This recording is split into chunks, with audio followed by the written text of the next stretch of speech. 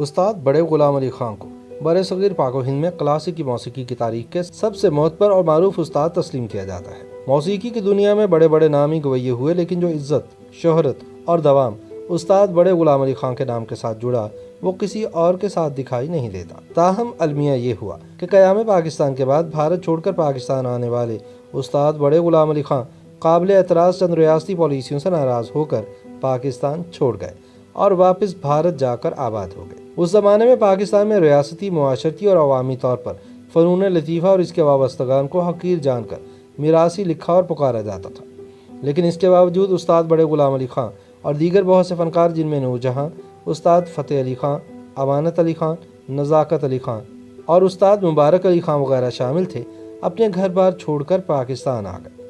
وقت کا پہیہ چلا، زندگی آگے بڑھی، لیکن تنگ نظری بھی بڑھتی گئی اور اس نے رفتہ رفتہ انتہا پسندی کی شکل اختیار کر لی۔ اگر انفرادی طور پر جائزہ لیں کہ عظیم استاد غلام علی خان نے اپنی جنم بھومی چھوڑ کر انڈین شہریت کیوں اختیار کی، تو حقائق کچھ یوں سامنے آتے ہیں۔ زید بخاری ریڈیو پاکستان کے پہلے جنرل مینیجر تھے۔ یہ پطرس بخاری کے بڑے بھائی ہونے کے ساتھ ساتھ اعلیٰ پائے کے براڈ کاسٹر بھی تھے۔ اردو، انگریزی، عربی اور فارسی کے علاوہ بھی کئی زبانیں جانتے تھے اور انہیں موسیقی سے بھی خاص رغبت تھی۔ اس وقت ریاستی سطح پر یہ شعوری کوشش کی جا رہی تھی کہ بتایا جائے کہ پاکستان ایک الگ قوم ہے جن کا اپنا مذہب اور اپنی ثقافت ہے۔ اس مہم کے تحت کلاسیکی موسیقی میں خیال گائکی اور ٹھمری کو ہندوستانی موسیقی سمجھتے ہوئے پیچھے کیا جا رہا تھا اور غزل کو شعوری طور پر آگے بڑھایا جا رہا تھا۔ مختلف راگ راگنیوں، جن کے نام سنسکرت اور ہندی پر مشتمل تھے، انہیں پاکستانی عنوانات دیے جا رہے تھے۔ اسی ضمن میں زید بخاری نے ایک کتاب راگ دریا کے نام سے ترتیب دی، جس میں لگ بھگ 100 بندشیں شامل کی گئی۔ اساتذہ فن کا اعتراض تھا کہ وہ ناقص استھائی انترے تھے، جن میں زیادہ تر نقل کر کے ان میں اردو، فارسی اور عربی تراکیب استعمال کی گئی تھیں۔ اس زمانے میں استاد بڑے غلام علی خان اپنے قصور اور پٹیالہ گھرانے کی استھائیاں گاتے تھے۔ ان میں جا بجا سنسکرت اور ہندی الفاظ اور تراکیب استعمال کی گئی تھیں۔ کلاسیکی موسیقی اس خطے کے عظیم ماضی کا ایک ثقافتی ورثہ تھا، جسے زبردستی بدلنے کی کوششیں کی جا رہی تھیں۔ اسی ماحول میں زید بخاری اور استاد بڑے غلام علی خان میں تو تکرار ہو گئی۔ استاد بڑے غلام علی خان کے پوتے نقی علی خان بتاتے ہیں کہ بڑے خان صاحب ہاتھ میں چھڑی تھامے بخاری صاحب کے کمرے کی چک اٹھا کر اندر گئے تو بخاری صاحب نے ناشگفتہ انداز میں کہا، آپ بلا اجازت میرے کمرے میں کیسے داخل ہو گئے؟ بڑے خان صاحب کو یہ انداز ناگوار گزرا کہ ایک سرکاری ملازم جو دراصل عوام کا خادم ہوتا ہے، اس کے یہ لچھن۔ بڑے خان صاحب نے کہا کہ بخاری صاحب، آپ جیسے BA تو اس ملک میں ہزاروں لاکھوں ہوں گے، لیکن غلام علی خان ایک ہی ہے۔ چنانچہ وہ ناراض ہو کر واپس چلے گئے۔ ریڈیو پاکستان کے سابق ڈائریکٹر جنرل مرتضیٰ سولنگی کہتے ہیں کہ بڑے خان صاحب تنازع ختم کرنے کے لیے زید بخاری کے دفتر گئے تھے، لیکن انہوں نے اتنے بڑے فنکار کو باہر بٹھایا اور چپڑاسی سے کہا کہ بیٹھے رہنے دو میراثی کو باہر۔ کہتے ہیں کہ یہ آواز استاد محترم نے سن لی تھی اور وہیں انہوں نے فیصلہ کیا کہ وہ اندر جا کر بات کریں گے اور اب پاکستان میں نہیں رہیں گے۔ یاد رہے کہ استاد بڑے غلام علی خان بابا بلے شاہ سے منسوب شہر قصور میں 2 اپریل سن 1902 میں پیدا ہوئے۔ ابتدائی طور پر ان کے گھرانے کو قصور گھرانہ کہا گیا، جو آگے چل کر پنجاب کے مشہور پٹیالہ گھرانے میں ضم ہو کر برے صغیر کے سنگیت میں مستند اور منفرد کہلائے۔ کلاسیکی اور نیم کلاسیکی موسیقی کی تاریخ پر نظر ڈالیں تو صدیوں میں یہ 3 کردار اہم دکھائی دیتے ہیں۔ میاں تانسین کو مشرقی موسیقی کا جد امجد تسلیم کیا جاتا ہے۔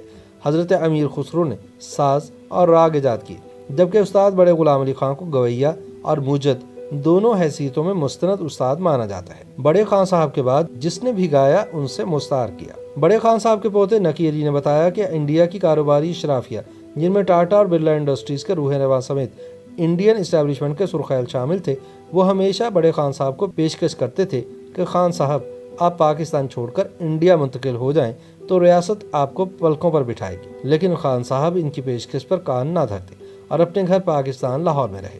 لاہور اس وقت پورے خطے میں موسیقی کا گڑھ مانا جاتا تھا اور مشہور تھا کہ جس نے لاہور میں جھنڈا نہیں گاڑا وہ کامیاب نہیں ہوا۔ خان صاحب کو لاہور شہر بہت پسند تھا، وہ پاکستان سے بھی بے انتہا محبت کرتے تھے، اس لیے انڈیا کی طرف سے تمام پیشکشیں ٹھکرا کر یہیں رہے۔ لیکن جب انہیں مجبور کیا گیا تو وہ بحری جہاز کے ذریعے کراچی سے ممبئی چلے گئے، جہاں انڈین کاروباری اشرافیہ نے انہیں سر آنکھوں پر بٹھایا اور سرکاری طور پر ممبئی مالابار میں بنگلے کے ساتھ ساتھ انڈین شہریت اور مراد بھی دی۔ مرتضیٰ سولنگی کے بقول سن 2009 میں جب وہ ریڈیو پاکستان کے DG تھے تو انہوں نے استاد بڑے غلام علی خان کے گائے ہوئے راگ اور راگنیوں سے پابندی اٹھا دی۔ سن 1953 میں جب بڑے غلام علی خان انڈیا منتقل ہو گئے تو ریڈیو پاکستان میں ان پر غیر اعلانیہ پابندی لگا دی گئی تھی۔ زید بخاری نے اس ضمن میں کوئی تحریری آرڈر تو نہیں جاری کیا تھا، لیکن تقریباً 56 سال تک ریڈیو پاکستان کو استاد محترم کی لافانی آواز سے محروم رکھا گیا۔ خیال رہے کہ دنیا سنگیت کے بڑے بڑے گویے، کوہنا مشق سازندے، موسیقار اور فلمی دنیا کے گلوکار سب براہ راست اور بالواسطہ بڑے خان صاحب کے شاگرد ہوئے۔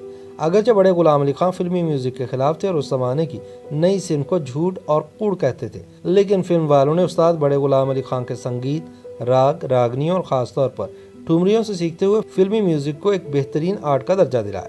استاد بڑے غلام علی خان کا ایک زمانہ مداح رہا۔ برِ صغیر میں کوئی ایسا نہیں جو ان کی فنی عظمت سے انکار کرتا ہو۔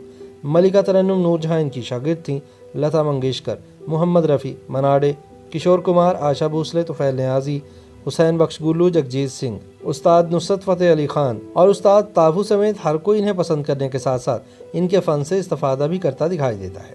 سروں کی ملکہ لتا منگیشکر کے مطابق استاد بڑے غلام علی خان جیسے فنکار روز روز پیدا نہیں ہوتے۔ وہ کہتی ہیں کہ میں وہ خوش نصیب ہوں جس نے انہیں کئی مرتبہ سامنے بیٹھ کر سنا۔ استاد جی مجھ سے بہت پیار کرتے تھے اور مجھے اپنی بیٹیوں جیسا سمجھتے تھے۔ وہ مجھے کہتے تھے کہ لتا تم میری بیٹی ہو۔ لتا منگیشکر نے بتایا کہ استاد بڑے غلام علی خان نے ان کے والد دینا ناتھ منگیشکر کی برسی پر گایا تھا۔ مجھے یاد ہے کہ استاد جی پنڈال میں سامنے بیٹھے تھے اور میں اسٹیج پر گا رہی تھی۔ میرے ماتھے پر پسینہ تھا اور ٹانگیں کانپ رہی تھی۔ خدا خدا کر کے میں نے گانا ختم کیا تو میری جان میں جان ہے۔ میں گاتے ہوئے کبھی نہیں گھبرائی تھی، لیکن میرے ساتھ ایسا اس لیے ہوا کیونکہ بڑے خان صاحب میرے سامنے تھے۔ انہوں نے مزید بتایا کہ میرے بعد استاد بڑے غلام علی خان نے گایا اور ایسا گایا کہ انہیں انسانوں کے ساتھ ساتھ ہواؤں، فضاؤں اور پریوں نے بھی سنا ہوگا۔ استاد بڑے غلام علی خان کے گائیکی کے انداز نے برصغیر کی کلاسیکی، نیم کلاسیکی اور خاص طور پر فلمی موسیقی پر کیا اثرات مرتب کیے۔ اس حوالے سے لتا کہتی ہیں کہ موسیقی ٹھمری سے کشید اور مستعار کی گئی ہے، جیسا کہ استاد بڑے غلام علی خان ٹھمری کے بھی کمال گویے تھے۔ ان کی گائی ہوئی ٹھمریاں بہت سے موسیقاروں نے مستعار کی۔ ہندوستان میں فلمی موسیقی ابھی اپنے ابتدائی مراحل میں تھی، تو ان دنوں استاد بڑے غلام علی خان نے اپنے ریڈیو انٹرویو میں کہا تھا کہ راگ اور کلاسیکی موسیقی سچائی ہے، جبکہ فلمی موسیقی کھوٹ، کوڑ اور جھوٹ ہے، لہٰذا یہ پنپ نہ سکے گا۔ 23 اپریل سن 1968 کو 66 برس کی عمر میں استاد بڑے غلام علی خان اس جہان فانی سے کوچ کر گئے۔ انہیں بھارت میں سرکاری اور ریاستی اعزاز کے ساتھ سپرد خاک کیا گیا اور وزیر اعظم اندرا گاندھی نے 26 اگست سن 1969 کو تحریری طور پر ایک خط کے ذریعے استاد بڑے غلام علی خان کو بھرپور خراج تحسین پیش کرتے ہوئے ہر سال ان کا دن منانے کا اعلان کیا۔ YouTube پر گوگلی نیوز دیکھنے کے لیے youtube.com کی سرچ بار میں googly news T V type کریں۔ گوگلی نیوز کے پیج پر سرخ رنگ کے سبسکرپشن والے بٹن پر کلک کرنا نہ بھولیے۔ YouTube پیج پر اپلوڈ ہونے والی ویڈیوز سے باخبر رہنے کے لیے بیل آئیکن پر کلک کیجیے۔ آپ کو ہر نئی ویڈیو کے بارے میں نوٹیفیکیشن موصول ہو جائے گا۔